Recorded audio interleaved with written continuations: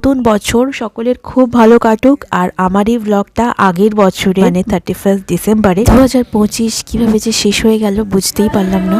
বছরের শেষ দিনে আমরা পৌঁছেই গেছি। আজকে 31 ডিসেম্বর আর সময় এখন দুপুর 3:30। আর আমি এখন সুন্দর করে রেডি হয়ে নিয়েছি, বেরোবো বলে অফকোর্স।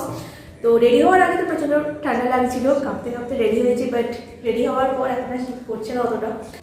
রেডি হয়েছি, এখন আমি আর মা বেরোবো মুভি দেখতে, প্রজাপতি 2। আমাদের শো টাইম হচ্ছে 5টা। একটু এখন কটা বাজে, 3:30 বললাম। একটু আগে থেকে বেরোবো, বাইরে টুকটাক কিছু খাবো। তো সব কিছু ব্লগে তোমাদের সাথে শেয়ার করবো। ব্লগটা পুরোটা দেখতে থাকো, আর যদি ভালো লাগে লাইক করো, কমেন্ট করো, শেয়ার করো, আর অবশ্যই সাবস্ক্রাইব করে দিও। চলো এখন আর বেশি বকবক করছি না, আস্তে আস্তে সব কিছু তোমাদের সাথে শেয়ার করতে থাকবো, দেখতে থাকো ব্লগটা। ওকে, বাই।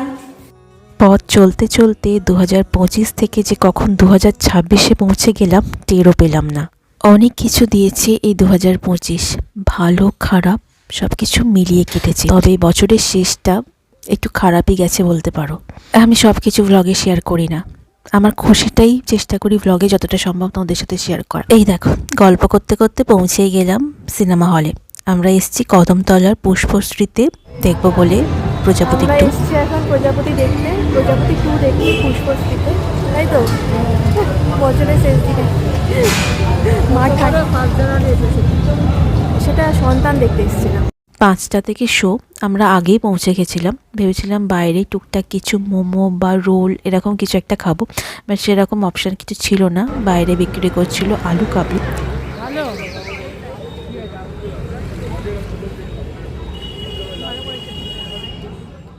আগেই বলে রাখি, প্রজাপতি 2 নিয়ে আমার কিন্তু সেরকম এক্সপেকটেশন ছিল না। এটা সম্পূর্ণভাবে মা চেয়েছিল মুভিটা দেখতে, তাই জন্য এসেছিলাম।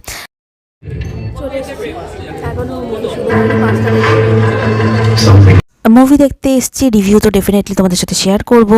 আমার সেরকম ভালো লাগেনি, একবার দেখার জন্য ঠিক আছে। তবে আমার একটাই প্রশ্ন, কেন মুভিটার নাম প্রজাপতি 2 হলো? প্রজাপতি 1 এর চেয়ে অনেক বেটার লেগেছিল আমার। তোমরা কে কে দেখেছো আর কেমন লেগেছে? এটা যদি পিভিআর বা অন্য কোথাও দেখতাম তাহলে সত্যি প্রচণ্ড গায়ে লাগতো। যাই হোক, মুভি দেখা শেষ করে বাড়ি আসার পথে কিনে এনেছিলাম গরম গরম মাটন বিরিয়ানি। মাটন বিরিয়ানি খেয়ে বছরটা শেষ করলাম।